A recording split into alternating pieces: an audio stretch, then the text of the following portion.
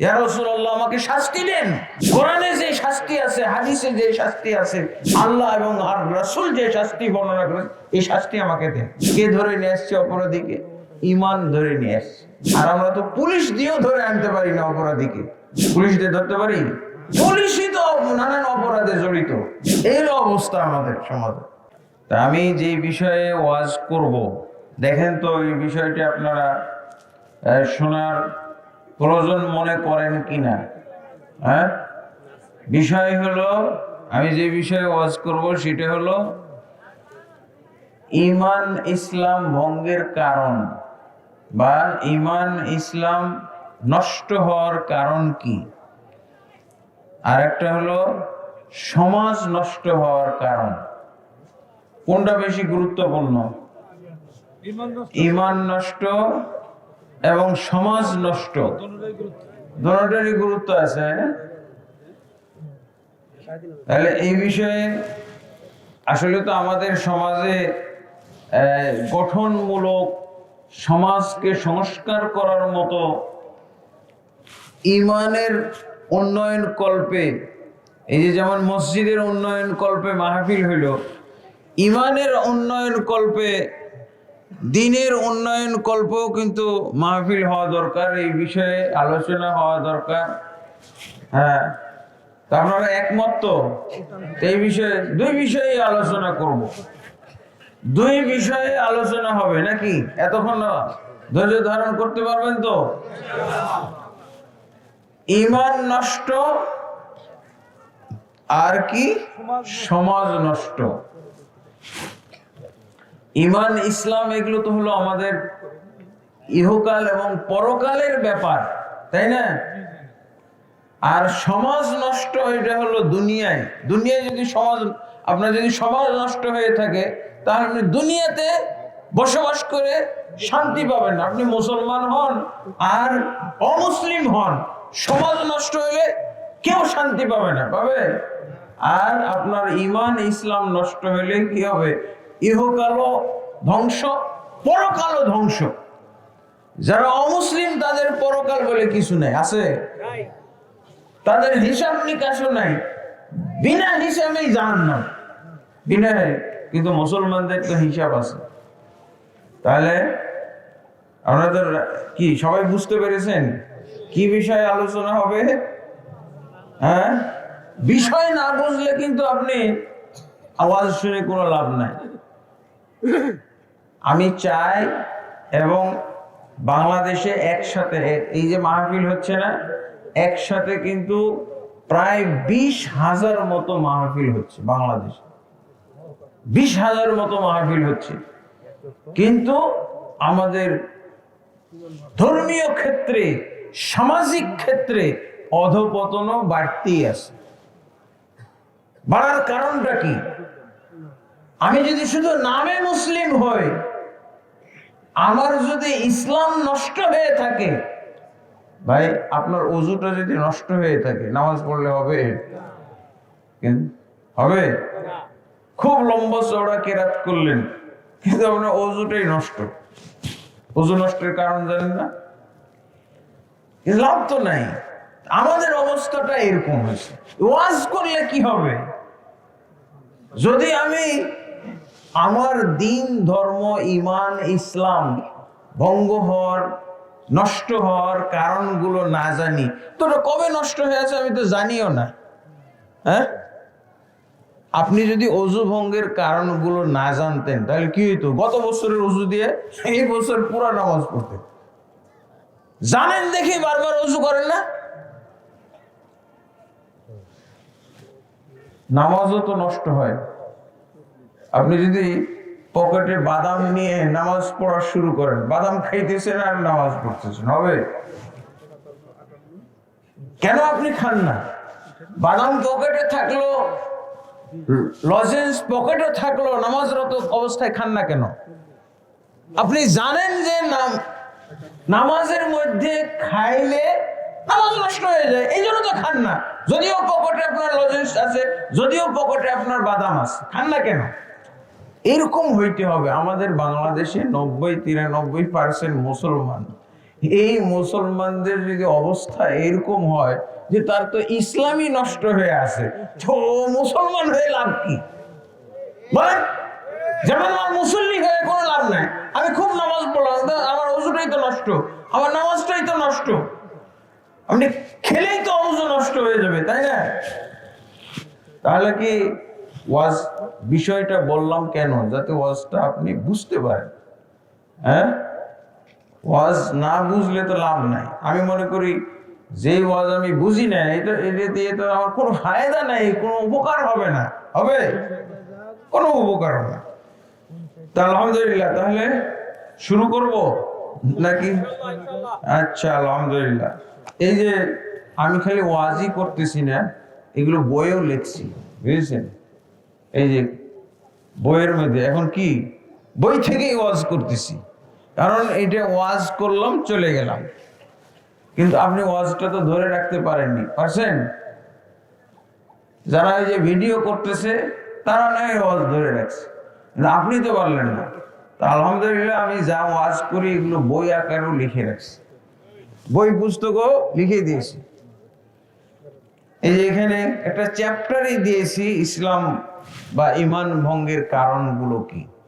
যেহেতু আমাদের দিন ঠিক হয়ে গেলে সমাজও ঠিক হয়ে যাবে। আমার দিন ধর্ম যদি ঠিক না, আমার ঈমান ঠিক না থাকে, তাহলে আমার সমাজও নষ্ট হবে।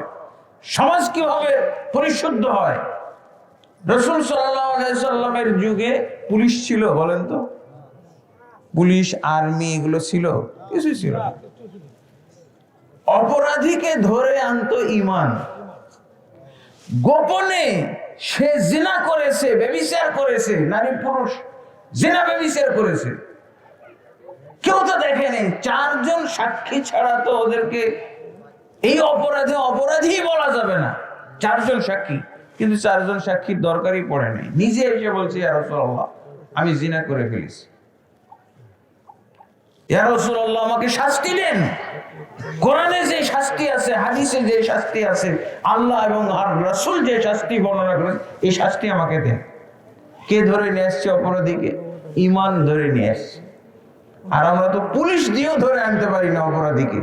পুলিশ দিয়ে ধরতে পারি? পুলিশই তো নানান অপরাধে জড়িত। হ্যাঁ, এই অবস্থা আমাদের সমাজে। তো আলহামদুলিল্লাহ, এগুলো বই অবশ্য আপনাদের মসজিদের জন্য আমি আমার এক সেট বই এটা দিয়ে চলে যাব, সৌজন্য উপহার আমার পক্ষ থেকে। দান হলো বই, ইলম হলো ইলম দান করতেছি। আলহামদুলিল্লাহ, আপনাদের এই ছোট্ট মাহফিল কিন্তু দানের যে বর্ণনা দেখলাম, আমাকে খুবই আনন্দিত করেছে, খুবই পুলকিত করেছে। মনে হয় 5000 লোক যেই মাহফিলে হয়, এরকম মাহফিল থেকেও এরকম দান আসে না। আল্লাহ তাবারক ওয়া তাআলা কবুল করুন, আল্লাহুম্মা আমিন। খুবই ভালো লাগছে, আশা করি ইলমেও আপনারা ভালো করবেন। তো তাহলে আমি একটু বলি, আউযু বিল্লাহি মিনাশ শাইতানির রাজীম। إن الله لا يغفر أن يشرك به ويغفر ما دون ذلك لمن يشاء. وقال سبحانه إنه من يشرك بالله فقد حرم الله عليه الجنة ومأواه النار وما للظالمين من أنصار. وقال سبحانه ويعبدون من دون الله ما لا يضرهم ولا ينفعهم ويقولون هؤلاء شفعاؤنا عند الله قل أتنبئون الله بما لا يعلم في السماوات ولا في الأرض سبحانه وتعالى عما يشركون. তো আলহামদুলিল্লাহ, আমরা শুরু করলাম। প্রথমে হলো, এই বাচ্চারাও তো বুঝবে, তাই না? এটা বোঝা দরকার, কিন্তু রোগ আছে না এখন আমাদের সমাজে, কিন্তু দেখা যায় যে ওযু ভঙ্গের কারণ পায়, ওযু নষ্ট হয় কিসে, সালাত নষ্ট হয় কিসে, এগুলো পায়। এমনকি বিবাহ নষ্ট হয় কিসে? দাম্পত্য জীবন। আরে মূর্খ মানুষ, ক্ষেত মজুর, লেবার, রিক্সা চালায়, দিন আনে দিন খায়, কোনো নামাজ কালাম নাই, রাগের মাথায় ঝগড়াঝাটি করতে করতে তালাক বলছে। তালাক বলে ফেলার পর ওর পেরেশান শুরু হয়ে যায়, কারণ তালাক শব্দটা বলছে, এতে করে বিবাহ ভঙ্গ হয়ে, বিবাহ নষ্ট হয়ে গেছে, দাম্পত্য জীবন নষ্ট। দেখছেন, বুঝলে কি কাজ হয়, বুঝলে মানুষ কেমন ছোটাছুটি করে। তালাক বলে ফেলেছে, এখন সে হুজুরের কাছে দৌড়ায়, হুজুর কি হবে এখন? কারণ তালাক শব্দ বললে কি হয়, বিবাহ নষ্ট হয়ে যায়। তো ইসলাম নষ্টের কথাটা শুনলাম না কেন? ইমান নষ্ট হওয়ার কথাটা শুনলাম না কেন? বিবাহ নষ্ট হওয়ার কথাটা শুনলাম। কি কথা বললে বিবাহ নষ্ট হয়ে যায়, কি কথা বললে ইসলাম নষ্ট হয়ে যায়, এটা শুনলাম না কেন? এটা শোনা দরকার না? কত আগে দরকার। এগুলো আমাদের দেশে আলেমরাও বলে না, বই পুস্তকও পাওয়া যায় না, কিন্তু জানা দরকার। এই জন্য দেখা যাবে যে অনেক কিছু সাধারণ পাবলিক তো দূরের কথা, অনেক হুজুরেরও ইসলাম ভঙ্গ হয়ে বসে আছে, ও জানেও না। যে জিজ্ঞেস করেন আপনি বলতে পারবে না। তো আলহামদুলিল্লাহ, তা আমি 10টা কারণ বলবো। আমার এই বইয়ের মধ্যে 10টা কারণ লেখা আছে, এবং এই কারণগুলোর বিশ্লেষণ করে আরো 25টা কারণ আছে। যে দেখি 10টা পর্যন্ত বলি মৌলিক কারণগুলো। 1 নম্বর কারণ হলো, শিরক করলে ঈমান, ইসলাম, কালেমা, কয়টা বললাম? সব একই কথা। কালেমা পড়লে ঈমান আনবেন, কালেমা পড়লে ইসলামে প্রবেশ করলেন, তাই না?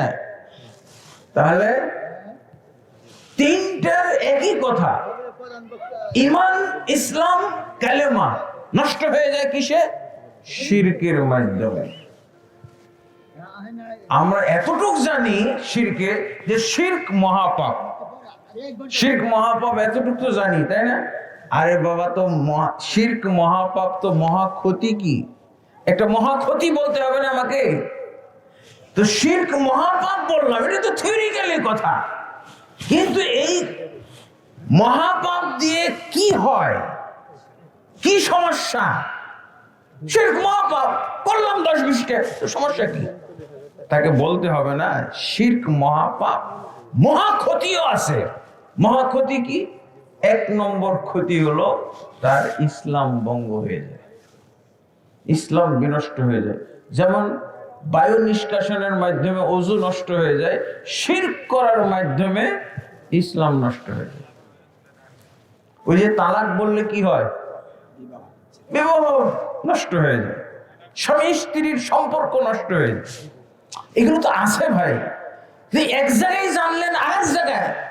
আর আমার তো ঈমান ইসলামটা ঠিক রাখা দরকার, আমার কালেমাটা তো ঠিক রাখা দরকার। কারণ আল্লাহ রাসূল সাল্লাল্লাহু আলাইহি ওয়াসাল্লাম বলছেন কি, মান ক্বালা লা ইলাহা ইল্লাল্লাহ দাখালাল জান্নাহ, যে লা ইলাহা ইল্লাল্লাহ পড়বে সে জান্নাতে যাবে। অবশ্যই লা ইলাহা ইল্লাল্লাহ পড়লে জান্নাতে যাবে, কিন্তু লা ইলাহা ইল্লাল্লাহ পড়ার পর সেই লা ইলাহা ইল্লাল্লাহ বহাল থাকতে হবে, লা ইলাহা ইল্লাল্লাহর উপরে টিকে থাকতে হবে মরার পূর্ব পর্যন্ত। এই লা ইলাহা ইল্লাল্লাহকে নষ্ট করা যাবে না। লা ইলাহা ইল্লাল্লাহ নষ্ট হয় কিসে? শিরকের মাধ্যমে। তো শিরকের মাধ্যমে যে লা ইলাহা নষ্ট হয়, এর দলিলগুলো কি, কোরআন হাদিসে কি আসছে আমরা তো জানবো। আল্লাহ কি বলছেন শুনেন, ইন্নাল্লাহা লা ইয়াগফিরু আন ইউশরাকা বিহি ওয়া ইয়াগফিরু মা দুনা যালিকা লিমান ইয়াশা। নিশ্চয়ই যারা আল্লাহর সাথে শিরক করে, আল্লাহ তাদেরকে কশিনকালেও ক্ষমা করবেন না। ক্ষমার অযোগ্য একটা পাপ শিরক। হ্যাঁ, তারপরে আল্লাহ কি বলছেন, ইন্নাহু মান ইউশরিক বিল্লাহ, নিশ্চয়ই যারা আল্লাহর সাথে শিরক করবে, ফাকাদ হারামাল্লাহু আলাইহিল জান্নাহ, আল্লাহ তাদের জন্য জান্নাতকে হারাম করে দিয়েছেন। নাকি হারাম করবেন? হারাম করে দিয়েছেন শিরক করলে। এখন আপনি তো বলবেন যে শিরক কি? শিরক তো বুঝি না। হ্যাঁ, শিরক বুঝেন? আল্লাহর একটা আমি বলি, আল্লাহ রাসূল সাল্লাল্লাহু আলাইহি ওয়াসাল্লাম দোয়া করেছিলেন, মরার পূর্বে একটা দোয়া করেছিলেন। কি দোয়া? আল্লাহুম্মা লা তাজআল কবরি ওয়াসানান ইউবাদ, হে আল্লাহ তুমি আমার কবরকে দেবতা বানিয়ে দিও না, যেই দেবতার পূজা করা হবে। আল্লাহ রাসূল কি দোয়া করলেন? হে আল্লাহ তুমি আমার কবরকে দেবতা বানিয়ে দিও না। এই দোয়াটা করলেন কেন? কবর যদি দেবতা বানিয়ে ফেলি তাহলে ওটা শিরক হয়ে গেল না? দেবতা আল্লাহর সাথে শিরক করা না, দেবতা পূজা করা, দেবদেবী পূজা করা, মূর্তি পূজা করা। আপনাদের কাছে একটা প্রশ্ন রাখি, যে আবু জাহেলরা জাহেল কাফের মুশরিক কেন ছিল? তাদের অপরাধগুলো আপনি একটু নোট করেন দেখি। নোট করি না আমরা, আবু জাহেলের কাজটাই করে যাচ্ছি। আবু জাহেল যা করতো তাই করে যাচ্ছি, আর আমি আবু জাহেলকে ঘৃণা করি। তুমি আবু জাহেলের সাথে বন্ধুত্ব কাটাও, আবু জাহেল যা করতো তুমি তো তাই করো, তো তুমি আবু জাহেলকে ঘৃণা করো কেন? আবু জাহেলের কাজগুলো বলেন আপনি দেখি। আবু জাহেল কি কাজ করতো? আবু জাহেলকে খামাখা ঘৃণা করো কেন? আবু জাহেল তো তুমিও। আবু জাহেলের কাজ যদি আমি করি, আকরামুজ্জামান করলো, আকরামুজ্জামান আবু জাহেল, তাই না? এগুলো প্রশ্ন আমাদের করতে হবে। আবু জাহেল কেন খারাপ ছিল? খালি খারাপ খারাপ। আমরা মুসলমানের মধ্যে এমন আছি যে আবু জাহেলের চাইতে খারাপ, কিন্তু আবু জাহেলকে দেখতে পারে না। আবু জাহেলের, ওকে যদি আবু জাহেলের চাইতে খারাপ বলি তাহলে খেপে যাবে। কিন্তু আবু জাহেলের কামগুলো যদি তুমি করো, আমি যদি করি, তাহলে আবু জাহেল খারাপ হলে আমিও তো খারাপ হব। এবার আপনারা আমাকে বলেন যে আল্লাহ রাসূল যে দোয়া করলেন, আল্লাহুম্মা লা তাজআল কবরি ওয়াসানান ইউবাদ, হে আল্লাহ তুমি আমার কবরকে দেবতায় রূপান্তরিত করে দাও। আমার কবর তুমি আল্লাহ হেফাজত করো, আমার কবরটাকে যেন মানুষ দেবতা না করে ফেলে। আপনাদের এলাকায় একটা মাজার ছিল, আমরা ফেসবুকে পাইছি। এটা কি ছিল? এখন আছে নাকি? এটা দেবতা। যেই কবরের কাছে আল্লাহর মতো করে চাওয়া হয়, হ্যাঁ আল্লাহর মতো করে চাওয়া হয় যে বাবা আমাকে একটা চাকরি দাও, তো কি হয়ে গেল? এটা দেবতা হয়ে গেল। এটা হলো শিরক। তাহলে এটাই শিরক। কিন্তু এটা আমাদের বাংলাদেশে কারা করে? 90% মুসলমান। 90% মুসলমানদের মধ্যে বেশিরভাগই এই কামটা করতেছে। আমাদের দেশে, এই দেশে তো কম, হ্যাঁ চট্টগ্রাম, সিলেট ইত্যাদি এইসব এলাকায় তো অনেক বেশি। তো যাই হোক, আল্লাহ রাসূল সাল্লাল্লাহু আলাইহি ওয়াসাল্লাম যে কবর দেবতা হয়ে যেত, কবরের কাছে যদি আপনি চান, হ্যাঁ বাবা আমাকে চাকরি দাও, বাবা আমাকে আমার রোগ মুক্তি দান করো, বাবা একটা সন্তান দাও, বাবা আমার ছেলে আছে মেয়ে নাই, মেয়ের একটা দাও, আমার ছেলে আমার মেয়ে আছে বাবা একটা ছেলে দাও, হ্যাঁ এই কথাগুলো যখন বলা হয় তখন কি হয়? কবরটা দেবতায় রূপান্তরিত হয়ে যায়, আর এটা হলো শিরক।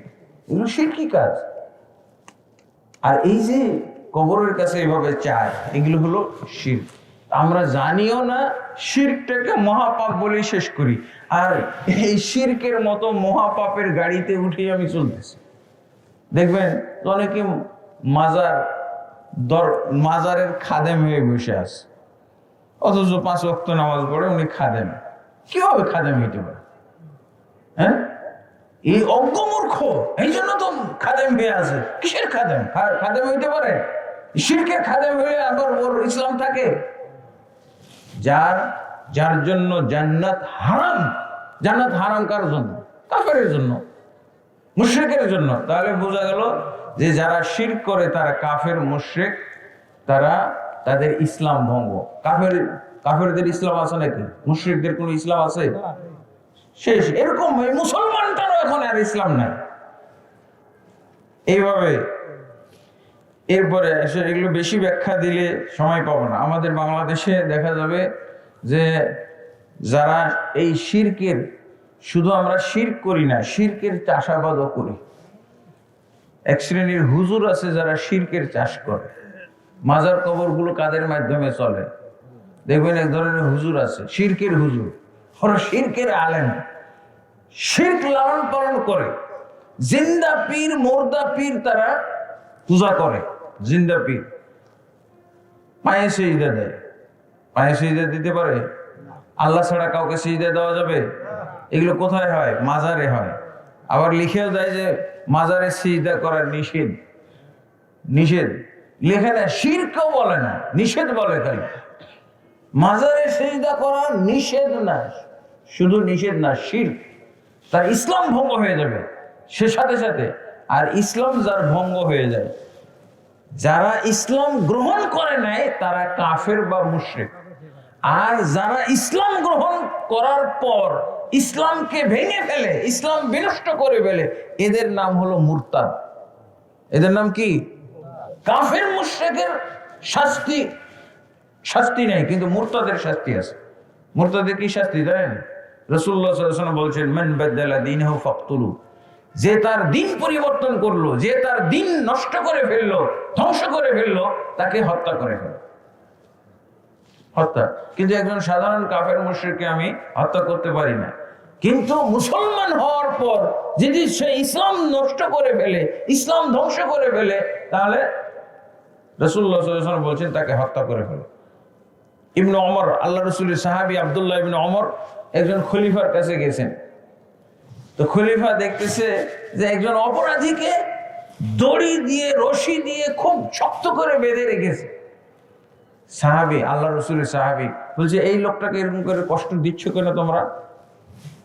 আমি আল্লাহ রাসূলের সাহাবী আব্দুল্লাহ ইবনে ওমর বলছি, আমি এই লোকটাকে যতক্ষণ পর্যন্ত বন্ধন মুক্ত না করা হবে, এই লোকটাকে যদি তোমরা রশি খুলে না দাও, একে কঠিন শাস্তি দেওয়া হচ্ছে, অকথ্য নির্যাতন করা হচ্ছে, আমি রাসূলের সাহাবী বলছি, আমি ঘোড়া থেকে নামবো না যতক্ষণ পর্যন্ত এই লোকটাকে খুলে না দেওয়া হবে, রশি খুলে না দেওয়া হবে। পরে বলা হলো যে নবীর সাহাবী, এই লোকটা মুরতাদ হয়ে গেছে, এই লোকটা মুরতাদ হয়ে গেছে, এই জন্য অপরাধীকে আমরা বেঁধে রেখেছি, এর শাস্তি হবে। আব্দুল্লাহ ইবনে ওমর বলছেন, কি বলছেন? সাথে সাথে তার মোট পরিবর্তন হয়ে গেল। বলছে, আমি রাসূলের সাহাবী আব্দুল্লাহ ইবনে ওমর বলছি, আমি ঘোড়া থেকে নামবো না যতক্ষণ পর্যন্ত এর মৃত্যুদণ্ড কার্যকর না করা হবে। আল্লাহু আকবার। মিনিটের মধ্যে পার্থক্য। যখন অপরাধ জানতে পারলো, অপরাধ কি? মুরতাদ। শিরক করলে মুরতাদ। হ্যাঁ, শিরক করলে ইসলাম ভঙ্গ হয়ে যায়, ইসলাম ভঙ্গ হলে মুরতাদ হয়ে যায়। লা হাওলা ওয়ালা কুওয়াতা। এগুলো না জানার কারণে, অজ্ঞতার কারণে কত সর্বনাশ হয়ে যাইতেছে। আমাদের দেশে তো অনেকেই রোজ দিনের বেলা ওকে খাওয়াইতে পারবেন না, ফল ফ্রুট মজার মজার খানা দিয়ে দিলেও খাবে না। কেন? রোজা ভঙ্গ হয়ে যাবে, রোজা নষ্ট হয়ে যাবে। কিন্তু ইসলাম ভঙ্গের কারণগুলো নির্দ্বিধায় করে যাচ্ছে, কোনো সমস্যা হয় না। লা হাওলা ওয়ালা কুওয়াতা ইল্লা বিল্লাহ। তাহলে এক নম্বর কারণ হলো কি? শিরক। শিরক বলতে উদ্দেশ্য হলো বড় শিরক, ছোট শিরক না। বুঝেছেন? বড় শিরক আর ছোট শিরক বুঝেন তো? এগুলো তো সবারই জানা দরকার। একটা উদাহরণ দিয়ে বুঝাই আপনাদেরকে। যেমন আপনারা শুনছেন না, তাবিজ দেওয়া। তাবিজ দেওয়া, এই তাবিজের শিরকটা কারা করে? হুজুর মানুষেরা মসজিদের হুজরায় বসে বসে তাবিজ দেয়। হ্যাঁ, হুজরায় বসে বসে তাবিজ দেয়, নাউজুবিল্লাহ। এটা জায়েজ না, এটা শিরক। যেই হুজুর মানুষকে এই শিরক থেকে রক্ষা করবে, শিরক থেকে সতর্ক করবে, সেই হুজুর যদি মানুষকে এরকম তাবিজ দিয়ে থাকে, তাহলে মানুষ শিরক থেকে বাঁচবে কিভাবে বলেন? আছে? হ্যাঁ, হুজুরের মধ্যে লেখে। তো তাবিজ, আল্লাহ রাসূল সাল্লাল্লাহু আলাইহি ওয়াসাল্লাম বলছেন, মান তাআল্লাকা তামিমাতান ফাকাদ আশরাকা। যে ব্যক্তি তাবিজ ঝুলাইলো, শরীরে কোথাও তাবিজ ঝুলালো, সে ব্যক্তি শিরক করলো। আল্লাহ রাসূল সাল্লাল্লাহু আলাইহি ওয়াসাল্লামের কাছে একদিন 10 জনের একটা টিম, 10 জন কাফের একসাথে তারা ইসলাম কবুল করার জন্য আসছে রাসূলের কাছে। ইসলামের বর্ণনা শুনেছে, বর্ণনা শুনে তারা মোহিত হয়েছে, তারা মুগ্ধ হয়েছে। এখন তারা ইসলাম গ্রহণের জন্য রাসূলের কাছে এসেছে 10 জন একসাথে। আল্লাহ রাসূল সাল্লাল্লাহু আলাইহি ওয়াসাল্লাম 9 জনকে বায়াতের মাধ্যমে ইসলামের ধর্মে দীক্ষিত করলেন। বায়াআত তিসআতান ওয়া আমসাকা আনহা ওয়াহিদ। 9 জনের আল্লাহ রাসূল সাল্লাল্লাহু আলাইহি ওয়াসাল্লাম বায়াত করে ইসলামে দীক্ষিত করলেন, একজনকে বাদ দিয়ে দিলেন। এই এটাকে ইসলাম ধর্মে নিয়ে আসা যায়। এটাকে ইসলাম ধর্মে দীক্ষিত করা যাবে না, ইসলাম ধর্মে ঢুকতে দেওয়া যাবে না। কেন জিজ্ঞেস করা হলো? ইন্না আলাইহি তামিমাতান, কারণ এই লোকের গায়ে তাবিজ আছে। তাবিজ থাকলে ইসলাম ধর্মে ঢোকা যাবে না। কি বোঝা গেল? হ্যাঁ, মারাত্মক কথা না? এই হাদিস যাবে কোথায়? রাসূলুল্লাহ সাল্লাল্লাহু আলাইহি ওয়াসাল্লাম বলছেন, তারপরে ওই লোক তো ইসলাম গ্রহণের জন্য পূর্ণ প্রস্তুতি নিয়ে এসেছে, তাবিজের কারণে বাধা হয়ে যাবে ইসলাম গ্রহণ। তখন উনি যেখানে তাবিজটা আছে ওখান থেকে তাবিজটাকে কেটে ফেলল। তারপরে আল্লাহ রাসূল সাল্লাল্লাহু আলাইহি ওয়াসাল্লাম তারও বায়াত করাইলেন, তাকেও ইসলাম ধর্মে দীক্ষিত করলেন। দেখেন কত বড় অপরাধ! অথচ আমাদের দেশের ইমাম সাহেব, খতিব সাহেব, পীর সাহেব এই কাজটা মসজিদের হুজরার মধ্যে করতেছে। নাউজুবিল্লাহ। তাহলে শিরক চর্চা, আমাদের দেশে শিরক আবাদ করা হইতেছে। হুজুররা শিরক করতেছে এইভাবে। তো জনসাধারণ তো করতেই পারে। জনসাধারণ কোথায় শিরক করে? এই যে মাজার কবর গুলোতে মজা লাগে, ওখানে গিয়ে কয়, ওখানে গিয়ে গাঞ্জা খাইতে পায়। হ্যাঁ, গাঞ্জা খাইতে পায়, এবা বাবা কি কি এগুলো খায় না? নাউজুবিল্লাহ। এ মানে বৈধ এরিয়া, মানে মাজার গুলো হলো বৈধ এরিয়া, মদ গাঞ্জা খাওয়ার বৈধ এরিয়া হলো নাউজুবিল্লাহ। অথচ অন্য জায়গায় খাইলে পুলিশ ধরে অনেক সময়। নাউজুবিল্লাহ। এই যে তাহলে এই যে তাবিজ দিল, তাবিজের কিন্তু দুইটা দিক, একটা হলো ছোট শিরক হইতে পারে, একটা বড় শিরক। ছোট শিরক কখন? যদি হুজুর বলে যে এই তাবিজটা দিলাম, এটা ওসিলা মাত্র, ভালো করার মালিক আল্লাহ, তাহলে কি বুঝলেন? এটা ছোট শিরক। ছোট শিরক হলো কবিরা গুনাহ, ছোট শিরকটাও কবিরা গুনাহ।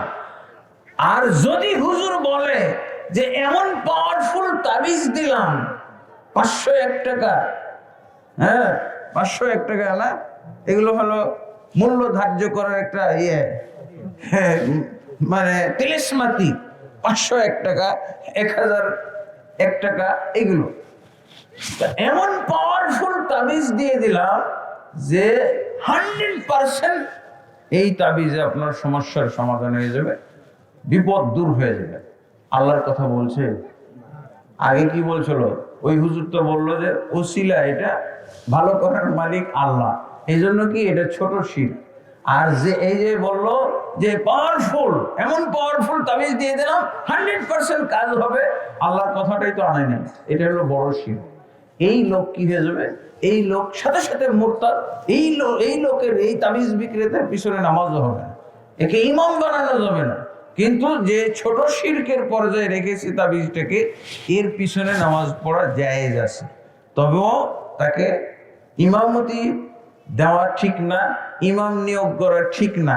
যদি অন্য কেউ ইমাম নিয়োগ করে রেখেছে, আপনি বদলাইতে পারছেন না, তাহলে পড়বেন, কারণ ও তো মুরতাদ হয় নাই, ও তো কাফের হয় নাই, ঠিক আছে? কবিরা গুনার অবস্থায় আছে, তার শিরকটা কবিরা গুনার অবস্থায় আছে। তাহলে বুঝলেন তো শিরক কি হলো? তাহলে বড় শিরক হলো ইসলাম ভঙ্গের কারণ।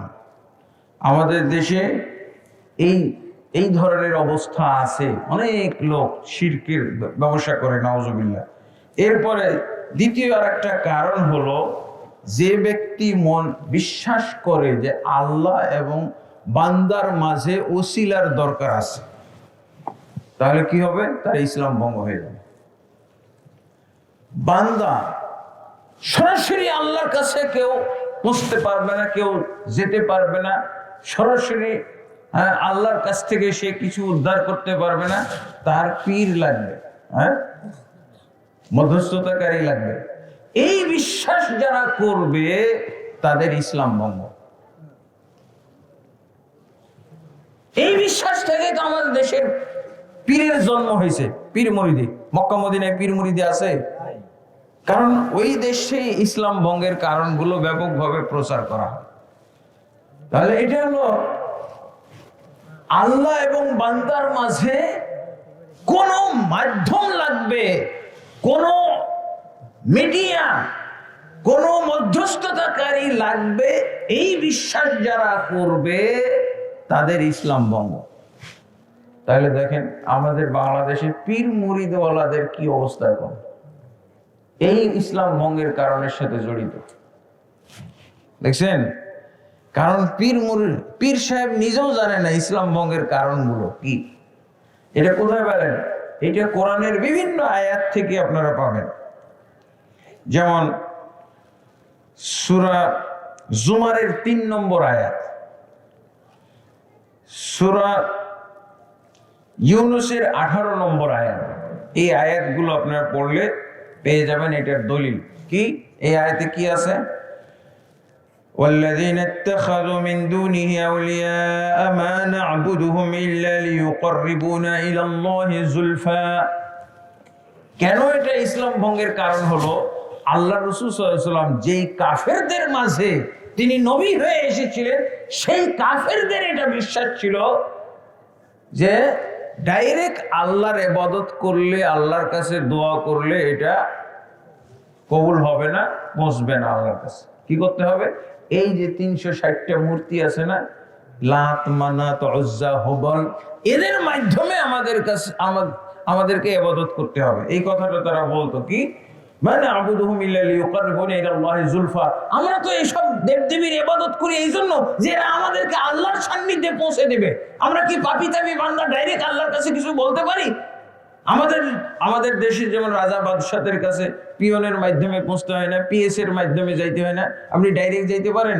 এই উদাহরণ দিয়ে যারা এই মধ্যস্থতা, এই পীর মুরিদির ব্যবসা জড়িয়ে দিয়েছে, সবার ইসলাম ভঙ্গ। সবার কি ইসলাম ভঙ্গ, ইসলাম ভেঙে গেছে। তো এদেরকে কিভাবে আপনি এই এলেম, কমপক্ষে এলেমটাও যদি থাকতো, এই জ্ঞানটাও যদি থাকতো, তাহলে তাদের ইসলাম গুলো হেফাজত হইতো। কিন্তু ইসলাম আমরা নাম রেখে দিয়েছি হেফাজতে ইসলাম, কিন্তু আমাদের ইসলামের খবর নেই। এটা 13 দফার হেফাজতে ইসলাম। আরে তোমার ইসলাম হেফাজত, ইসলাম ভঙ্গের কারণগুলো থেকে ইসলামকে হেফাজত আগে করো, তারপরে অন্য কিছু। হ্যাঁ, ইসলাম ভঙ্গের কারণগুলো থেকে তো ইসলামকে আগে হেফাজত করবো। এটা তো রাসূলের যুগ থেকে আসছে।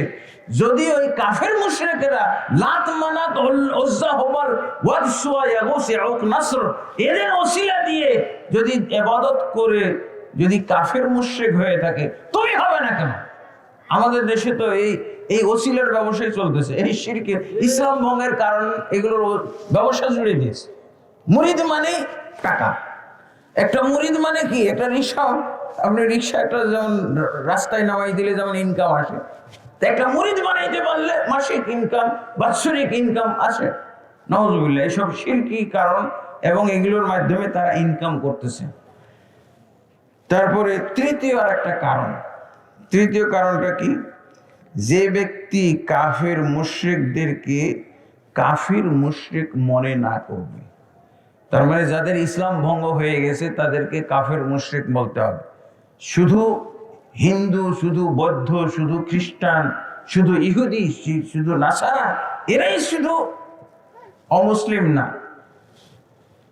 যাদের ইসলাম ভঙ্গ হয়ে গেছে, যারা ইসলাম বিনষ্টকারী পাপের সাথে একাধিক পাপের সাথে জড়িত আছে, এদেরও ইসলাম ভঙ্গ হয়েছে, এটা আপনাকে বিশ্বাস করতে হবে। যদি আপনি বিশ্বাস না করেন তাহলে আপনারও ইসলাম ভঙ্গ হয়ে যাবে।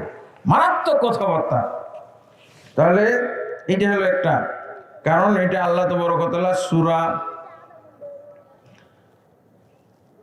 সূরা মুমতাহিনায় উল্লেখ করেছেন। সূরা মুমতাহিনা 4 নম্বর আয়াতে আল্লাহ কি বলছেন? লাকাদ কানা লাকুম উসওয়াতুন হাসানাতুন ফি ইব্রাহিম ওয়াল্লাযিনা মাআহু। দলিলগুলো দিলে আমি দলিলগুলো শুধু বলছি, কিন্তু এগুলো সব পাঠ করে তরজমা করলে সময় শেষ। তাই জন্য আমি খালি আপনাদেরকে রেফারেন্সটা দিয়ে দিচ্ছি। এই সূরা মুমতাহিনা 4 নম্বর আয়াতে আছে কি, যে ব্যক্তি মুশরিকদেরকে, কাফের মুশরিকদেরকে মুশরিক বিশ্বাস করবে না। কিভাবে? আমাদের দেশে এই কাফের মুশরিক না করার পিছনে বুঝেছেন, আমাদের সমাজে ধর্ম নিরপেক্ষতা, এই ইসলাম ভঙ্গের কারণটা আমাদের সমাজে প্রচার করেছে কি কে? এই ধর্ম নিরপেক্ষ আকীদা। আমার কাছে হিন্দুও সমান, মুসলমানও সমান, মন্দিরও সমান, মসজিদও সমান, আছে না? যদি সমান মনে করে তাহলে জানবেন যে এর ইসলাম ভঙ্গ হয়ে গেছে। বলেন, আল্লাহ রাসূল সাল্লাল্লাহু আলাইহি ওয়াসাল্লাম মক্কা বিজয়ের দরকার ছিল? হ্যাঁ, তোমরাও থাকো আমরাও থাকি। হ্যাঁ, মক্কা বিজয়ের সময় কাফেররা নিজেরাই পালায় গেল। রাসূলুল্লাহ সাল্লাল্লাহু আলাইহি ওয়াসাল্লাম ধর্মনিরপেক্ষ ছিল। ধর্মনিরপেক্ষতা ইসলাম, ধর্মনিরপেক্ষতা আপনি মানতে পারেন, কিন্তু আপনার জানতে হবে ইসলামের দৃষ্টিতে ধর্মনিরপেক্ষতার বিষয়টা কেমন, তার ওজনটা কি। ধর্মনিরপেক্ষতা হলো কোন মুসলিম ব্যক্তি যদি নিজেকে বলে আমি ধর্মনিরপেক্ষ, তাহলে তার ইসলাম ভঙ্গ হয়ে গেল। ইসলাম তার রাজনীতি ঠিক থাকলো, কিন্তু তার ইসলাম শেষ। এই জন্য তো আমাদের বাংলাদেশে 90-93% মুসলিম অধ্যুষিত দেশে ইসলাম নাই, থাকবে কি করে? আমি যদি এই মুসলিম হয়ে আকীদা বিশ্বাস করি, আপনি তাহলে আমাকে বুঝাই দেন যে মক্কা বিজয়ের সময় কাফেররা থাকলো না কেন? মুহাম্মদ সাল্লাল্লাহু আলাইহি ওয়াসাল্লাম আমার ইমাম না? মুহাম্মদ সাল্লাল্লাহু আলাইহি ওয়াসাল্লাম আমার আদর্শ না? মুহাম্মদ সাল্লাল্লাহু আলাইহি ওয়াসাল্লাম আমার আখেরি নবী না? তো মক্কা বিজয়ের দরকারই ছিল, কি দরকার ছিল? আর মক্কা থেকে রাসূলুল্লাহ সাল্লাল্লাহু আলাইহি ওয়াসাল্লামের বিতাড়িত হওয়ার দরকার কি ছিল? সাহাবায়ে কেরাম থাকতে পারলেন না কেন? কাফেররা নিজেদেরকে ধর্মনিরপেক্ষ মনে করতে পারে না, এই হতভাগা নরধম মুসলমান নিজেদেরকে ধর্মনিরপেক্ষ মনে করে থাকে। কাফের মুশরিকরা কই? আবু জাহেল, আবু লাহাবরা কি ধর্মনিরপেক্ষতা বিশ্বাসী ছিল? না, মুহাম্মদ সাল্লাল্লাহু আলাইহি ওয়াসাল্লাম থাকবে না হয় আমরা থাকবো। কাফেররাও ধর্মনিরপেক্ষতা বিশ্বাসী ছিল না, যেটা মুসলমান আজকে ধর্মনিরপেক্ষতা মুসলমান। তাহলে আপনার মাধ্যমে ইসলাম বিজয় হবে কি করে? আপনি যদি এই জমা খিচুড়ি করে ফেলেন, সব ধর্মকে একাকার করে ফেলেন, আপনাকে তো দায়িত্ব দেওয়া হয়েছে। সূরা সফের 12 নম্বর আয়াতে কি বলা হয়েছে? যে ইসলামকে সমস্ত ধর্মের উপরে বিজয় দান করতে হবে, এটা রাসূলের একটা কাজ ছিল। তা আপনি কিভাবে বিজয়? আপনি তো জমা খিচুড়ি করে ফেললেন, আপনি তো মিক্স করে ফেললেন। মিক্স করে ফেলা না ধর্মনিরপেক্ষ দেওয়া। আল্লাহ কোরআনের সূরা আলে ইমরানের 19 নম্বর আয়াতে কি বলছেন? হ্যাঁ, ইন্নাদ-দীনা ইনদাল্লাহিল ইসলাম, নিশ্চয়ই আল্লাহর নিকটে একমাত্র মনোনীত, পছন্দনীয়, গ্রহণযোগ্য দিন বা ধর্ম হলো ইসলাম। বলেন এবার, এই আয়াতটা থাকা অবস্থায় এই আয়াতটাকে মুসলমানদেরকে বিশ্বাস করতে হবে না? সূরা আলে ইমরানের 19 নম্বর আয়াত আল্লাহ যে বলে দিলেন, এটা কার জন্য বললেন? নিশ্চয়ই আল্লাহর নিকটে মনোনীত দিন, গ্রহণযোগ্য দিন একমাত্র ইসলাম। আর আপনি বলছেন না সবই আমার কাছে গ্রহণযোগ্য, তাহলে আল্লাহর সাথে মিল হলো, কোরআনের সাথে। এটা তো আল্লাহ দ্রোহিতা, সাথে সাথে আপনার ইসলাম ভঙ্গ হয়ে যাবে। আলী রাদিয়াল্লাহু বর্ণনা করছেন, মান আনকারা ওয়া মা ইয়াজহাদু বিআয়াতিনা ইল্লাল কাফিরুন, আমার আয়াতকে অস্বীকার করতে পারে একমাত্র যারা কাফের। আর আলী রাদিয়াল্লাহু বলছেন, মান আনকারা হারফাম মিনাল কোরআনে ফাকাদ কাফারা, যে ব্যক্তি কোরআনের একটা অক্ষর, একটা হরফকে অস্বীকার করবে সেই কাফের। কাফের মানে কি বুঝলেন? আপনি একটা কোরআনের হরফকেও যদি অস্বীকার করেন, হরফ দিয়ে কি হয়? আলিফ, আলিফ দিয়ে কিছু হয়? তারপরও যদি আলিফ লাম মিমের আপনি আলিফটাকে অস্বীকার করেন, তাহলে আপনি কাফের হয়ে যাবেন। কাফের মানেই তো মুরতাদ, ইসলাম ভঙ্গ। আপনি কাফের হয়ে গেলেন, অথচ ইসলাম ঠিক থাকলো। আপনি ডেলি একবার করে তালাক বলবেন আর বউ ঠিক থাকবে? হ্যাঁ, এগুলো হলো আল্লাহ এবং বান্দার মাঝে সম্পর্ক নষ্টকারী শব্দ। আল্লাহ এবং বান্দার মাঝে সম্পর্ক নষ্টকারী শব্দ। সম্পর্ক নষ্ট হবে না। আল্লাহ নিজেই বলছেন যে আল্লাহর আয়াতকে যারা অস্বীকার করবে তারা কাফির। আর আমি কি বলছি? সব ধর্মে, সব ধর্ম আমার কাছে গ্রহণযোগ্য। আরে ভাই, কাফেরদের দেশে কাফেরদের ধর্ম গ্রহণযোগ্য। আমাদের দেশ কিসের দেশ? মুসলমানের দেশ না। 93 মুসলমান। তো আমি নিজেই কাফের হয়ে যাচ্ছি আমার দেশে। আমি নিজেই কাফের, আমাকে কেউ কাফের হতে বলছে? আমাকে কে এইসব এইসব আকীদা বিশ্বাস পোষণ করতে বলছে, ইসলাম নষ্ট করতে। কে বাধ্য করলো আমাকে? কিন্তু আমি অজ্ঞতার কারণে আমি বুঝি না তো ইসলাম। হ্যাঁ, তো এই জন্য তারপর আল্লাহ কি বলছেন,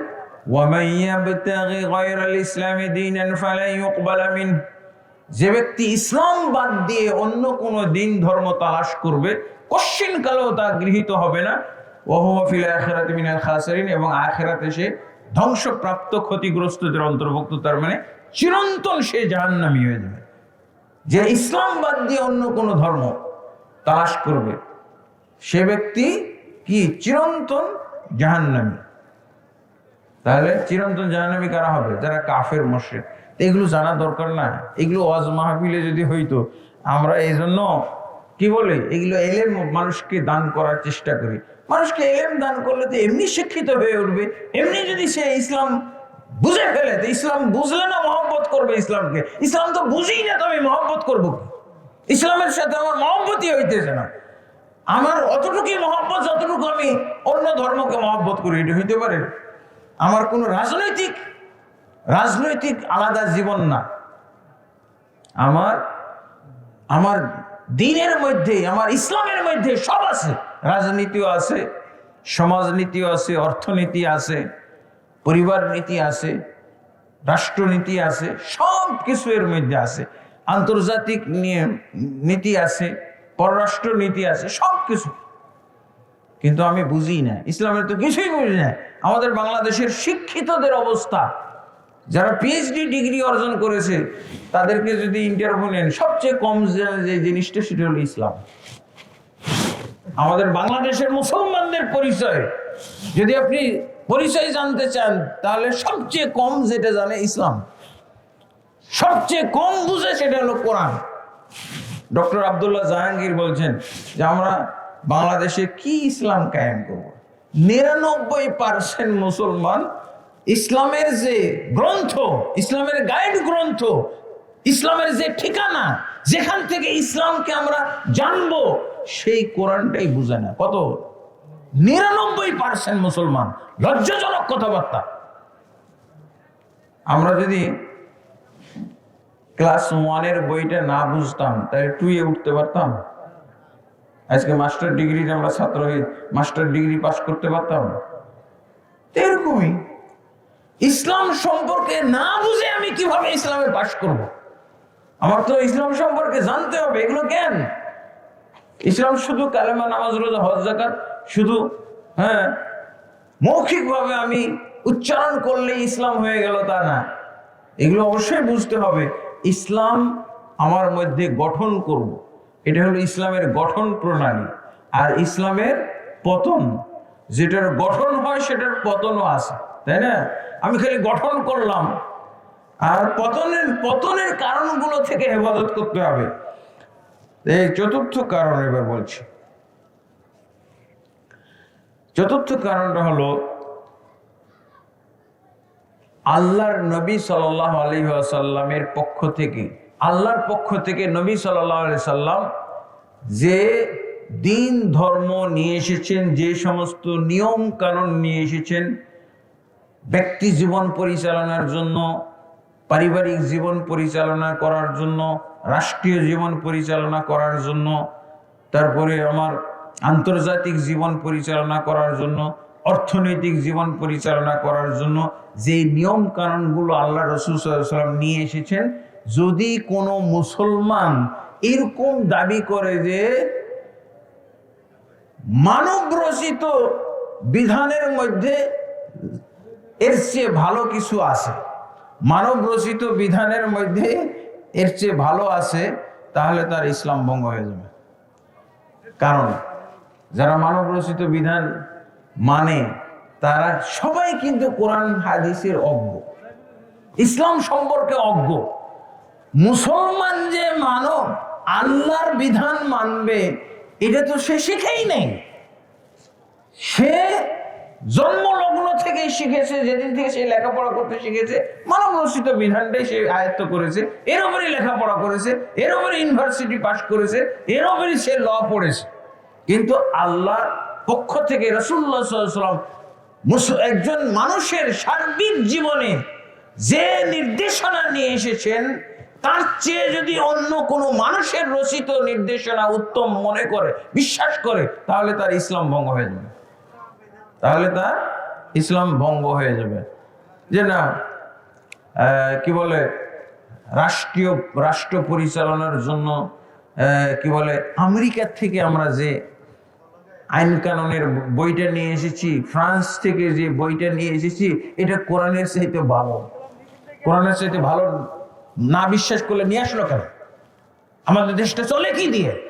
মানব রচিত বিধান না? আর এই মানব রচিত বিধান, এই বিধানগুলো কি কোরআন থেকে নেওয়া?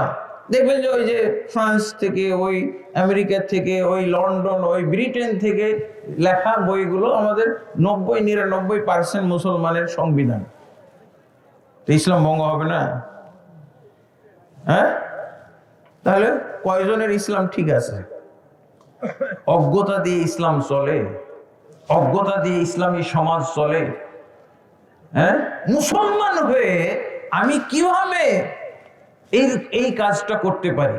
তাহলে আমার ইসলাম থাকবে? তাহলে তো ওরকমই হলো, আপনি প্রতিদিন একবার করে তালাক দিল, তালাক উচ্চারণ করলো, আপনার স্ত্রী ঠিক, আপনার দাম্পত্য ঠিক, এরকম।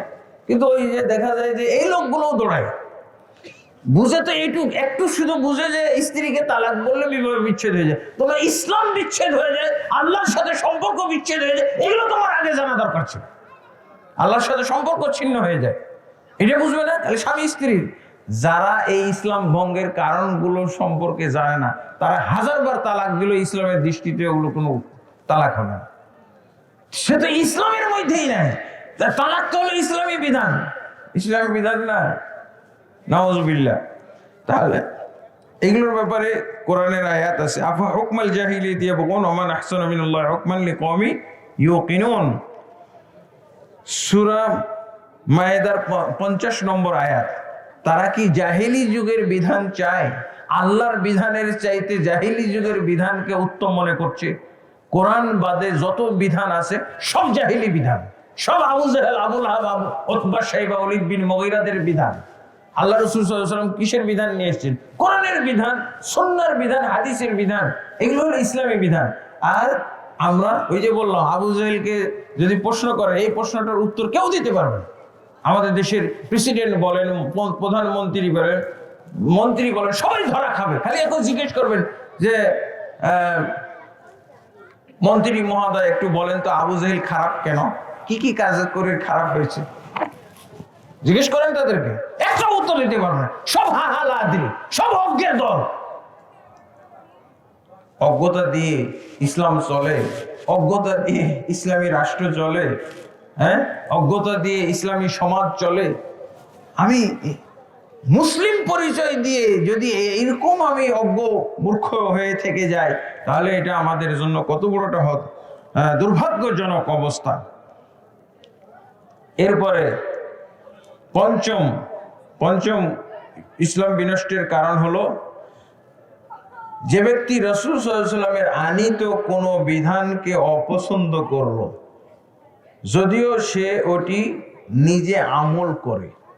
যদি আল্লাহর কোনো বা রাসূলের কোনো বিধান, কোনো নিয়ম কানুন, কোনো আদেশ নিষেধকে যদি অপছন্দ করেন, কোনো আদেশ, কোনো নিষেধ, এটাকে যদি অপছন্দ করে কেউ, তাহলে তার ইসলাম ভঙ্গ হয়ে যাবে। যদিও পালন করা সত্ত্বেও, যেমন বলতেছে এই 5 ওয়াক্ত নামাজ ভেজালের জিনিস, কত ভেজাল। ফজরের টাইমে কষ্ট করে এই যে শীতের মধ্যে ওযু করে সালাত পড়ে, আসলে এটা এই ইবাদতটা আমার ভাল লাগে না, কিন্তু ইবাদতটা করতেছে, তাহলে এরপরও তার ইসলাম ভঙ্গ হয়ে যাবে। কারণ ইসলাম পালন করতে হবে ইসলামের প্রতি রাজি খুশি থেকে, কিন্তু ঘৃণার সাথে। এরকম একটা পরিবার আমি পাইছি, আমেরিকায় পড়তে দিছে তাদের সন্তানকে, ছেলেকে। আমেরিকা থেকে আসার পরও নাস্তিক হয়ে এসছে, এসে আর নামাজ পড়ে না, কিন্তু ওর বাপ মা পরেশগার, 5 ওয়াক্ত নামাজি, ইসলাম মানে, হ্যাঁ, আলেম ওলামাকে মহব্বত করে, মসজিদ মাদ্রাসা মহব্বত করে, কিন্তু ছেলেটা বলছে নামাজ পড়বে। আমি নামাজের কোনো যুক্তিকতা বুঝি না, নামাজ কেন পড়বে? নামাজ আমার পছন্দ হইতেছে। তারপরে খেপে গেছে ওর বাপ মা, হ্যাঁ তুই কি হয়েছিস? বলছে তোমরা বললে পড়বো, কিন্তু আমি নামাজের কোনো যুক্তিকতা পাইতেছি না, ভাল লাগে না আমার, কিন্তু তোমরা বললে পড়বো। বাপ মাকে পছন্দ করে, বাপ মা বললে পড়বে। তো এইভাবে যদি কেউ ঘৃণার সাথে আমলটা করেও তারও ইসলাম ভঙ্গ হয়ে যাবে, কোনো লাভ নাই। এমনি ভাবে কোনো আল্লাহর নিষেধাজ্ঞাকে যদি সে ঘৃণা করে, সুদকে আল্লাহ হারাম করলো কেন? কত আরামে ইনকাম করা যায়, টাকাটা খালি মানুষকে দিলাম আর প্রতি মাসে মাসে আমি 1 লাখ টাকা দিয়ে আমি 10,000 টাকা বেশি ইনকাম করতে পারতেছি, 2,20,000 টাকা। এটি সুদ হারাম কেন? ঘুষ হারাম কেন হবে? আমি তো কাজ করেই দিচ্ছি। হ্যাঁ, যদি কোনো আল্লাহর হারামকৃত জিনিসকে ঘৃণা করে, তুচ্ছ তাচ্ছিল্য করে, না এটা অযৌক্তিক, সুদকে হারাম করে এটা আল্লাহ অযৌক্তিক কাজ করছে। আমি পয়সা দিই, তাকে আমি টাকা দিলাম, তার কাছ থেকে আমি টাকা নিব না, লাভ নিব না, এটা অযৌক্তিক একটা নিষেধাজ্ঞা, তার ইসলাম ভঙ্গ, ইসলাম থাকবে না। এ ব্যাপারে কোরআনের আয়াত আছে, হ্যাঁ 400 সূরা মুহাম্মদের 28 নম্বর আয়াত। যালিকা বিআন্নাহুম ইত্তাবিউ মা আসখাতাল্লাহু ওয়া কারিহু রিদওয়ানাহু ফাহবাতা আমালুহুম। আল্লাহ তারা এই জন্যই কাফের হয়েছে যে আল্লাহ যা অপছন্দ করে সেটাকে তারা অনুসরণ করে, সেটা পছন্দ হয় তাদের। আল্লাহর অপছন্দনীয় জিনিসকে তারা পছন্দ করে, আর আল্লাহ যেই জিনিসকে, যেই বিধান, যেই কাজে খুশি রাজি, সেটাকে তারা ঘৃণা করে, এই জন্য তারা কাফের। এই জন্য এরপরে আরেকটা হলো, যে ব্যক্তি রাসূল 6 নম্বর ইসলাম বিনষ্টের 6 নম্বর কারণ হলো দিনের কোনো কিছুকে অথবা সওয়াব বা আযাবকে ব্যঙ্গ বিদ্রুপ করা। ইসলামকে যদি কেউ ব্যঙ্গ বিদ্রুপ করে, ইসলামের কোনো নিয়মকে ব্যঙ্গ বিদ্রুপ করে, সে তার ইসলাম ভঙ্গ হয়ে যাবে। ইসলামকে, ইসলামের কোন জিনিসকে ব্যঙ্গ বিদ্রুপ যদি করে, মুনাফিকরা একবার ধরা খাইছিল মদিনায়, মুহাজির সাহাবীদেরকে ব্যঙ্গ বিদ্রুপ করেছিল। যারা মক্কা থেকে হিজরত করে মদিনায় এসেছিল, আনসাররা যাদেরকে সাহায্য করে স্বাবলম্বী করেছিল, এই মুহাজির মুসলমানদেরকে ব্যঙ্গ করেছিল। তো মুহাজির সাহাবী, ইসলামের কারণেই তো তারা হিজরত করেছে, তো এদেরকে ব্যঙ্গ বিদ্রুপ করেছে। বলছে আমাদের কারি সাহেবরা, কারণ মুহাজিররা কোরআনে খুব পারদর্শী ছিল, কোরআন আগেই তো কোরআন পাইছে না, মুহাজিররা মক্কাতেই কোরআন নাজিল হয়েছিল না, মক্কাতে কোরআন নাজিল হয়েছে, মক্কাতে মুহাজির সাহাবীরা কোরআন মুখস্থ করে আসছে, সবাই সুন্দর কোরআন তেলাওয়াত করতে পারে, এবং তাদেরকে তারা কি কারি বলে বিদ্রুপ করত। আর কি বলছিল মুনাফিকরা, যে আমাদের এই কারি সাহেবরা খাওয়ার বেলায় আগে আগে, আর মানে জিহাদের ক্ষেত্রে পিছে, লড়াইয়ের ক্ষেত্রে, যুদ্ধের ক্ষেত্রে পিছে থাকে, আর কারি সাহেবরা খাবার বেলায় আগে। ওরা তো গরিব ছিল, দাওয়াতের অপেক্ষা করত, তাদের তো ভিটে মাটি, জায়গা, সহায় সম্পত্তি সব ফেলে এসেছে ইসলামের জন্য, শুধু হাত পা নিয়ে মদিনায় হিজরত করে এসেছে। এই বেচারারা কত অসহায় ছিল ইসলামের জন্য। বড় বড় ধনী ছিল, অনেকে অনেক বড় বড় ধনী ছিলেন, অথচ ইসলামের কারণে তারা ফকির হয়ে গেছে, তারা নিঃস্ব হয়ে মদিনায় হিজরত করেছে। এদেরকে কি করতো? এরা তো দাওয়াত খাইতো, এদেরকে হাদিয়া দিত, এমনকি আল্লাহ রাসূল সাল্লাল্লাহু আলাইহি ওয়াসাল্লাম তাদেরকে দান দক্ষিণার প্রতি উদ্বুদ্ধ করার কারণে আপন মায়ের পেটের ভাই বোনের মতো করে সম্পদ ভাগাভাগি করেছিল। কিন্তু মুনাফিকরা এগুলো অপছন্দ করত, বলছে এরা খাইতে আসছে, এরা মক্কা থেকে কিসের খাইতে পাইতো না, যেন মদিনায় আসছে। এরকম ব্যঙ্গ বিদ্রুপ করার কারণে আল্লাহ কোরআন নাজিল করেছে। দেখেন আমাদের দেশে তো হুজুরদের খালি রান খাওয়া, হুজুর, আমাদের দেশে তো হুজুরদের ব্যঙ্গ বিদ্রুপ করার কোনো অভাব নাই, তাই না? এটা মুনাফিকরা করেছিল। দেখেন ইসলামের কারণে ব্যঙ্গ বিদ্রুপ, ইসলামের সালাত নিয়ে, যাকাত নিয়ে, যদি দান সাদাকা নিয়ে, অথবা আল্লাহ যা হারাম করেছেন সুদ নিয়ে, ঘুষ নিয়ে কেউ যদি ব্যঙ্গ বিদ্রুপ করে, তাহলে তার ইসলাম ভঙ্গ হয়ে যাবে। যেমন ভাবে শুধু মুহাজির ব্যক্তিদেরকে ব্যঙ্গ বিদ্রুপ করার কারণে কোরআন নাজিল হয়েছে। দেখেন সূরা তওবার 65-66 নম্বর নাজিল হয়েছিল। ওই যে যখন এটা বললো কারি সাহেবরা খাবার বেলায় আগে কিন্তু জিহাদে পিছে, আসলে তো জিহাদেও তারা আগে। বদরের যুদ্ধে শুধু মুহাজির সাহাবীরাই ছিল, আনসাররা কেউ যায় নাই। বদরের যুদ্ধ যেটাকে বলা হয় হক বাতিলের মধ্যে পার্থক্য, ফুরকান, এই যুদ্ধে শুধু মুহাজির সাহাবীরাই গেছিল, আনসাররা কেউ যায় নাই। হ্যাঁ, অথচ তারা তহমত দিত যে এরা খাবার বেলায় আগে। আর এটি একটা ব্যঙ্গ হয়েছে। কি ব্যঙ্গ? তারা কাফের হয়ে গেছে, কোরআন নাজিল হয়ে গেছে। এই ব্যঙ্গ করার কারণে কোরআন নাজিল হয়েছে সূরা তওবার 65-66 নম্বর আয়াত। এই জন্য সাবধান, এগুলো আমাদের জানতে হবে, বুঝতে হবে। আমরা কখন অজ্ঞাতে না বুঝে আমাদের ইসলাম ভঙ্গ করে ফেলি। এগুলো আমাদের জ্ঞান। ইসলাম তো জ্ঞানের ধর্ম না, ইসলাম তো অজ্ঞতার ধর্ম না, ইসলাম জাহালাত মূর্খতার ধর্ম না, ইসলাম শিক্ষার ধর্ম, ইলমের ধর্ম, জ্ঞানের ধর্ম। ইকরা আমাদের ইসলাম ধর্মের ভিত্তি কি? ইকরার উপরে। পড়ো, প্রথম কথা হলো পড়ো, প্রথম ওহী হলো পড়ো তোমার রবের নামে যিনি সৃষ্টি করেছেন। এরপরে দ্বিতীয় কথা কি? ফাআলাম আন্নাহু লা ইলাহা ইল্লাল্লাহ, তুমি জ্ঞান অর্জন করো নিশ্চয়ই আল্লাহ ব্যতীত কোনো মাবুদ নেই, সত্য কোনো মাবুদ নেই। দেখেন, বলুন তোমরা কি আল্লাহ তার নিদর্শন সমূহ এবং তার রাসূলকে নিয়ে ঠাট্টা করছিলে? ওজর পেশ করো না, তোমরা ঈমান আনার পর কাফির হয়ে গেছো। ওই যে মুহাজির সাহাবীদেরকে ব্যঙ্গ করার কারণে আল্লাহ কি কোরআন নাজিল করলেন? কাদ লা তা'তাযিরু কাদ কাফারতুম বা'দা ঈমানিকুম, তোমরা খবরদার কোনো ওজর, আপত্তি, কোনো অজুহাত পেশ করতে আসো না, তোমাদের অজুহাত গ্রহণযোগ্য না, তোমরা ঈমান আনার পর কাফের হয়ে গেছো। ঈমান আনার পর কাফের হয়ে যাওয়ার অর্থ কি? ইসলাম ভঙ্গ না, মুরতাদ হয়ে গেছে না? অপরাধটা কি? এই আয়াতের শানে নজুল, সাবাবুন নজুল, আয়াত নাজিল হওয়ার কারণটা যদি আপনি দেখেন ইবনে কাসিরের তাফসীর ইবনে কাসির, দেখবেন যে এইভাবে মুহাজির সাহাবীদেরকে ব্যঙ্গ বিদ্রুপ করেছিল। এমনি ভাবে ইসলামের যে কোনো জিনিসকে ব্যঙ্গ বিদ্রুপ করলে মুরতাদ হয়ে যায়, কাফের হয়ে যায়, ইসলাম ভঙ্গ হয়ে যায়। যদি আপনি বলেন বোরকা পরলে ভূতের মতো লাগে, মানে ভূত লাগে, বস্তা বলে না, কারা বলে?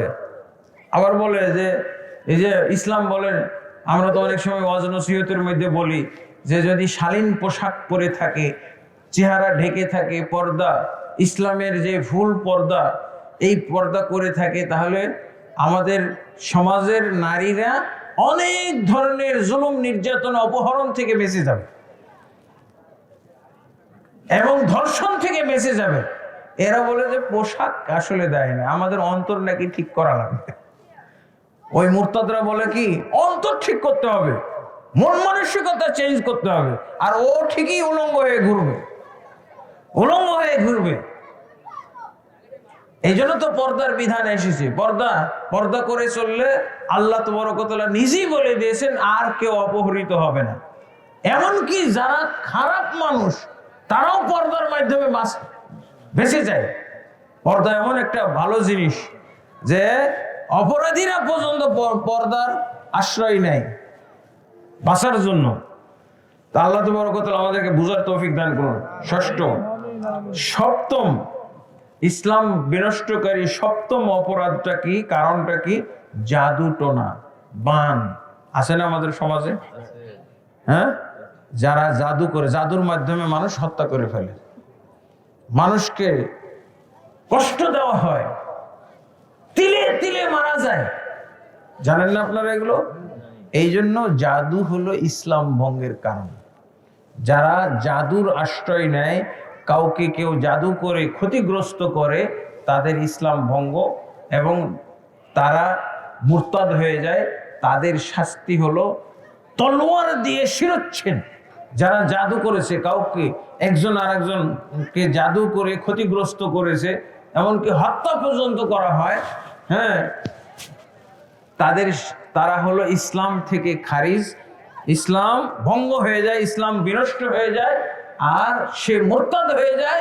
তার শাস্তি হলো মৃত্যুদণ্ড। হাদ্দুস সাহিরি কতলুন বিসাইফি, জাদুকারীর শাস্তি হলো তলোয়ার দিয়ে হত্যা করে ফেলা। তাহলে এই ইসলাম, এদিকে ইসলাম ভঙ্গ হচ্ছে এবং তার দুনিয়ার থেকে জীবন শেষ হয়ে যাচ্ছে, দুনিয়ার জীবনেতে সে বাঁচার অধিকারটা হারিয়ে ফেলছে। দেখেন কত মারাত্মক কথাবার্তা। তাহলে দেখেন এই ইসলাম, আমি বলি এই জন্য যে আমরা যদি ইসলাম ভঙ্গের কারণটি জানতাম, এই মক্তব থেকে পড়ানো শুরু করতাম, আমাদের দেশ অটোমেটিকলি ইসলামী রাষ্ট্র হয়ে যেত। আমাদের এখন যে অজ্ঞতার উপরে আমাদের সমাজ চলতেছে, এই অজ্ঞতার সমাজে ইসলাম পছন্দ করবে না, এটাই স্বাভাবিক। আমাকে মক্তব ফেরে পড়ে আসতে হবে। এই ইসলাম ভঙ্গের কারণগুলো যদি আপনি মিলাইতে যান, আমাদের দেশে কয়জন মুসলমান পাবেন? শতকরা হয়তো একজন পাবেন কিনা, শতকরা একজন পাবেন কিনা। সবার ইসলাম ভঙ্গ হয়ে আছে, পীর সাহেবের ইসলাম ভঙ্গ হয়ে আছে, মুরিদদের ইসলাম ভঙ্গ হয়ে আছে, রাজনৈতিক নেতাদের যে ইসলামের প্রশ্নই ওঠে না, তাদের ইসলাম থাকার প্রশ্নই ওঠে না। ধর্মনিরপেক্ষতাবাদে বিশ্বাসী, গণতন্ত্রে বিশ্বাসী, সমাজতন্ত্রে বিশ্বাসী, পুঁজিবাদে বিশ্বাসী, জাতীয়তাবাদে বিশ্বাসী, এগুলো সব হলো ইসলাম ভঙ্গের কারণ।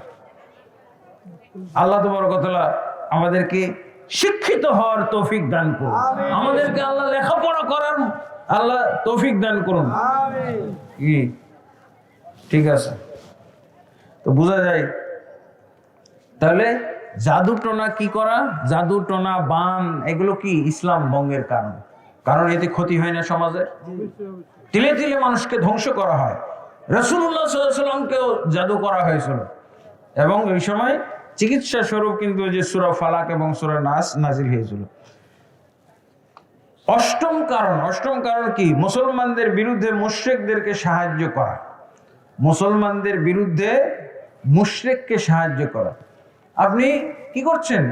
একটা ইসলাম মুসলমানকে ঘায়েল করার জন্য হিন্দুকে আপনি, বৌদ্ধকে আপনি, একজন বিধর্মীকে আপনি সাহায্য করতেছেন, তাহলে কি হবে? আপনার ইসলাম ভঙ্গ হয়ে যাবে। আমার এটা জীবনে ঘটনা। আমি ঢাকায় থাকি, আমার একটা জমি আছে, কাউন্সিলর, মুসলিম কাউন্সিলর, হিন্দু কিছু ভোটারের ও ভোট নেওয়ার, হিন্দুদের ভোট নেওয়ার কারণে ওদের এলাকায় আমার একটা জমি ছিল, ওটা জমিটাকে দখল করে উনি মন্দির বানিয়ে দিচ্ছে ভোট নেওয়ার জন্য। এখন আমি যাইতেছি, পাত্তা দেয় না, বলতেছে ওরা আমার ভোটার। তো কি বলবো বলেন? তাহলে সে একজন কাউন্সিলর, সে হিন্দুদেরকে সাহায্য করছে আমার বিরুদ্ধে, যে ও আমার জায়গার উপরে মন্দির বানাই দিছে। লোক তো ঢাকায় থাকে, হ্যাঁ, বানাই দিছে। দখল, যেটাকে বলা হয় দখল। লা হাওলা ওয়ালা কুওয়াতা, কে লড়াই করবে? আমি কি লড়াই করতে পারি? ইসলাম ভঙ্গ। কাফের মুশরিককে পছন্দ করলো, কিসের কারণে পছন্দ করলো? নিজের স্বার্থের জন্য, ভোটের জন্য। কিন্তু ও বুঝলো না যে এই অপরাধটা কত মারাত্মক, ইসলাম ভঙ্গ হয়ে যায়। মুসলমানের বিরুদ্ধে যদি কোনো কাফের মুশরিককে সাহায্য সহযোগিতা করে, তার ইসলাম ভঙ্গ হয়। নবম ইসলাম বিনষ্টের নবম কারণ হলো, কেউ যদি এটা বিশ্বাস করে যে অমুক ব্যক্তি এত কামেল যে এর আর কোরআন হাদিস মানা লাগবে না, তার আর ইবাদত বন্দেগী লাগবে না। আছে না আমাদের দেশে ল্যাংটা ফকির, হ্যাঁ, চট পরে থাকে, কোনো ইবাদত বন্দেগী নাপাক এবং ময়লা আবর্জনার মধ্যে সে বসবাস করে, এ নাকি কামেল। এই জন্য কোনো ইবাদত বন্দেগী করেন, কোনো পাক সাপও গোসল টোসলও কিছু করেন, নাউজুবিল্লাহ। এরকম যদি কেউ মনে করে, ভণ্ডপীর, আমাদের দেশের ভণ্ডপীর, আমাদের দেশে ভণ্ড আর কি বলে হক্কানি সবই বেদাতি, কিন্তু যেগুলো যারা এইভাবে নিজেদেরকে মনে করে যে ইসলামী শরীয়ত তাদের জন্য নাই, শরীয়ত মানা যাবে না, যেমন এরকম যদি কেউ ধারণা করে, তাহলে তার ইসলাম ভঙ্গ, সে মুরতাদ হয়ে যাবে। দশম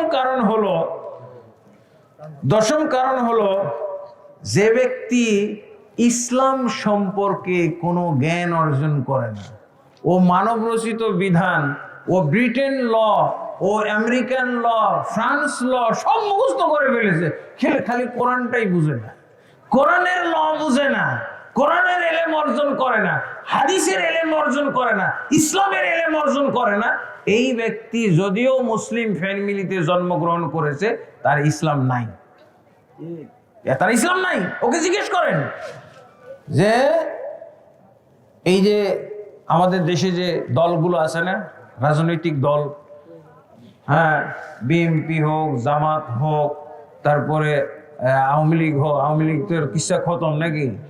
হ্যাঁ, যাই হোক, এদের একটা আছে না, এদের কনস্টিটিউশন আছে না দলের। আচ্ছা, দলের কনস্টিটিউশনটা যদি ও না বুঝে, ও কি নেতা হইতে পারবে?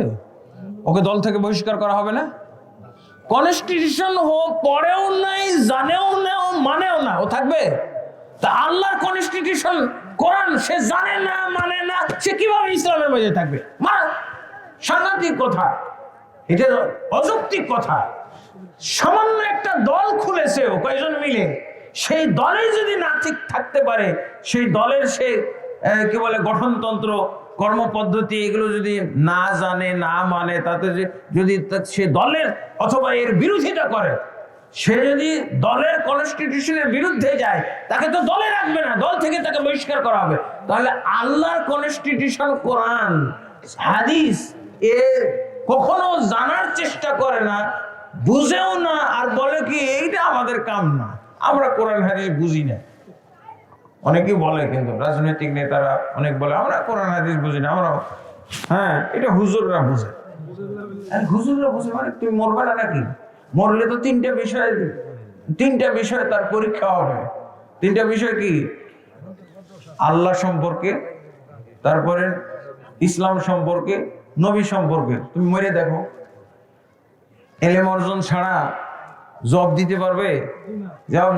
তাহলে কিভাবে সে বলে যে এটা হুজুরদের কারবার? আপনাদের এলাকায় হুজুর মরে না, ওরা মরে না?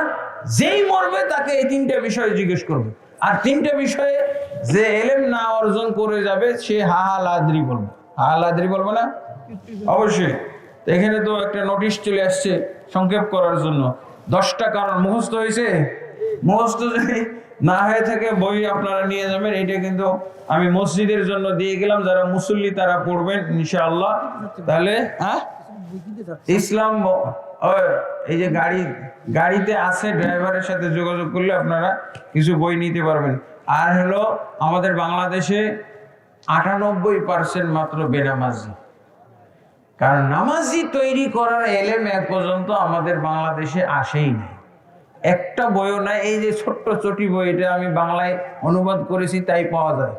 নাহলে খালি বেনামাজি হওয়ার বই আছে, বেনামাজি হওয়ার ওয়াজ আছে, বেনামাজি হওয়ার মাহফিল হয়, কিন্তু নামাজি তৈরির বই নাই।